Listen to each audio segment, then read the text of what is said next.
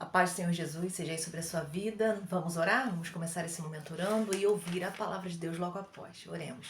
Deus Todo-Poderoso, nós te louvamos, Senhor, por mais um dia de vida, por essa oportunidade de ouvir a tua palavra, falar contigo. Nós te pedimos, Pai, perdoa os nossos pecados.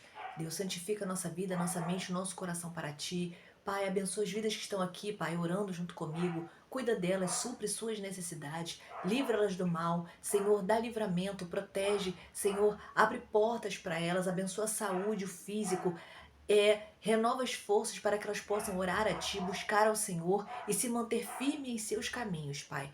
Que o Teu povo tenha forças para congregar, que o Teu povo seja direcionado por Ti e que hoje o Teu Santo Espírito venha nos falar de forma poderosa. Tem misericórdia de mim, Senhor. Usa a minha vida para ser bênção aqui para vidas. E salva vidas hoje. Que o Teu Santo Espírito convença vidas através da justiça. Que o Teu Santo Espírito as convença da justiça, do pecado e do juízo, Senhor. E salve, Pai. Faz aquilo, Senhor, que só o Senhor pode fazer. Assim eu oro em nome de Jesus. Amém.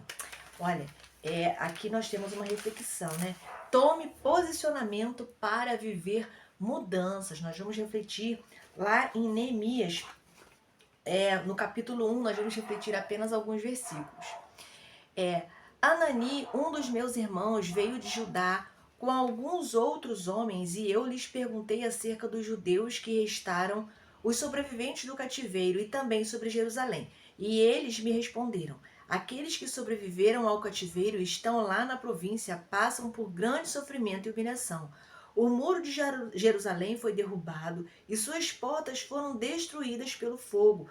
Quando ouvi essas coisas, sentei-me e chorei. Passei dias lamentando-me, jejuando e orando ao Deus dos céus. Então eu disse: Senhor Deus dos céus, Deus grande e temível, fiel aliança e misericórdia com os que te amam e obedecem os teus mandamentos. Que os teus ouvidos estejam atentos e os teus olhos estejam abertos para a oração que o teu servo está fazendo diante de ti dia e noite em favor dos teus servos, o povo de Israel. Confesso os pecados que nós, os israelitas, temos cometido contra ti. Sim, eu e o meu povo temos pecado. Neemias, ele era um judeu, ele era do povo ali de Judá. E o que acontece é que o povo, Deus permitiu que tivesse um atrito, né, entre duas nações, e Israel foi levado cativo, foi levado para o cativeiro, para o exílio. E aqueles que ficaram em grande sofrimento.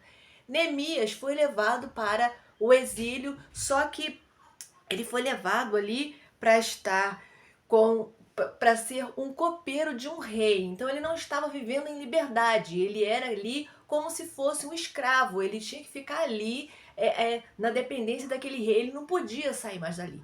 Mas ele vem uns irmãos, pessoas amigas de Neemias, trazer notícias do povo, e ele fica sabendo que o seu povo está passando por grande humilhação, por grande sofrimento. E aí o que ele faz? Ele lamenta, ele fica muito triste. Ele lamenta, ele chora. A palavra que está dizendo que ele lamenta dias. Ele lamenta, ele chora, mas também a palavra está dizendo que ele ora e ele jejua. E no orar, ele começa a clamar a Deus, pedindo ao Senhor misericórdia e pedindo também perdão pelos pecados do povo. Ele se coloca numa posição de líder e ele toma a responsabilidade do pecado do povo para si, e ele leva isso ao Senhor, clamando ao Senhor, lembrando ao Senhor do que o Senhor havia dito. Senhor, o Senhor disse que se o povo ficasse fiel, mesmo se o povo errasse, que se arrependesse, o Senhor ia ajudar, o Senhor ia resgatar, o Senhor ia guardar. E agora ele diz: ouve a oração desse teu servo e perdoa os pecados do teu povo. E se você for continuar lendo o livro de Neemias, Deus, ele ouve a oração de Neemias, ele dá estratégia para Neemias, ele dá estratégia, o rei olha Neemias com um olhar diferente, um olhar de misericórdia, e ele permite que Neemias vá a Jerusalém, e ele dá cartas para Neemias. Olha o que acontece. Neemias, ele toma uma posição.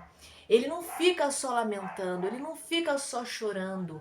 Ele se entristeceu, ele chorou, mas ele tomou uma posição, ele se levantou, ele resolveu buscar o Senhor. Olha, a mudança, né? A diferença de quem quer ter uma vida transformada, uma vida resolvida, uma vida abençoada. É necessário um posicionamento. Se a gente ficar reclamando, murmurando, se queixando, nada vai acontecer. A murmuração ela não vai levar a nada, muito pelo contrário. Mas quando nós resolvemos nos levantar e tomar um posicionamento, como fez Neemias, as coisas elas mudam. Neemias ele teve caminho aberto, ele teve portas abertas, ele recebeu recursos, sabe? As coisas aconteceram. Deus deu a abertura para ele, abriu o caminho para que ele voltasse a Jerusalém e reconstruísse os muros. E a vida do povo de Jerusalém foi reconstruída também na presença do Senhor. As coisas começaram a acontecer porque Neemias estava ali debaixo da orientação de Deus. Tudo porque ele decidiu tomar um posicionamento. Isso serve como lição para a nossa vida. Neemias, ele sentou, chorou, mas depois ele se posicionou em jejum e oração. Ele não se entregou ao sofrimento, ele se levantou com uma atitude. Para Deus, para Deus movimentar em seu favor, é necessário as atitudes certas. E uma das principais atitudes é buscar o Senhor. Ele quer ver o nosso quebrantamento, ele quer ver a gente buscando a Ele. E assim ele vai começar a agir na nossa vida. Neemias, primeiro ele jejuou, ele orou, ele buscou ao Senhor. E aí o que aconteceu? Deus olhou para Neemias e começou a dar estratégias, começou a dar plano, dar projeto para Neemias. Ir lá em Jerusalém e resolver aquela situação. Deus moveu o coração do rei. Neemias se posicionou como líder na reconstrução, não só na reconstrução dos muros, mas na reconstrução daquela nação, porque por conta daquela situação que eles tinham vivido, eles estavam debilitados, eles estavam completamente vulneráveis moralmente, emocionalmente, politicamente. Eles tinham perdido o respeito diante das outras nações. Eles precisavam se reconstruir, não só os muros, mas a sua moral, a sua identidade, a sua fé em Deus. Então, ali Neemias foi um líder para aquele povo, tudo porque ele tomou um posicionamento. Neemias foi fortalecido em Deus enquanto orava. Vê a importância da gente tomar um posicionamento? Ele estava enfraquecido, ele estava triste, mas ele decidiu orar. Olha como é importante a gente orar. Precisamos tomar posicionamento na vida, porque Deus, ele tem coisa boa para nós, ele tem mais para nossa vida. Deus tem coisas lindas, coisas que a gente não imagina. Neemias conseguiu, junto com o povo, reconstruir os muros em 52 dias. Tudo por conta de um posicionamento. Vê como é importante um posicionamento. E você, em qual área da sua vida você precisa se posicionar? Parar de lamentar, de chorar, de se queixar e se posicionar em oração diante do Senhor. Você já conhece Jesus?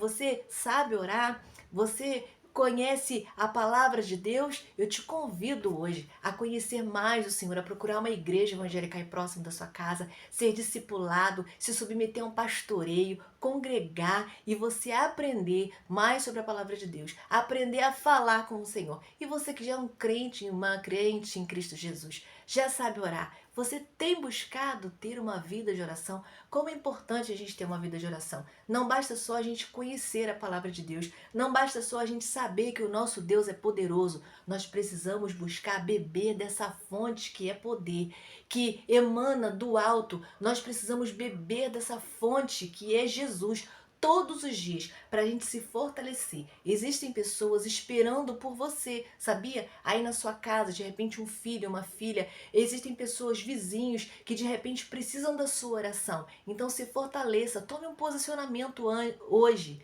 diante do Senhor e viva uma vida abençoada. Veja situações da sua vida sendo mudadas, transformadas por conta de um posicionamento que talvez está faltando aí. Guarda essa palavra no seu coração, não só com você, compartilha. Fica na paz, Senhor Jesus. Um grande abraço.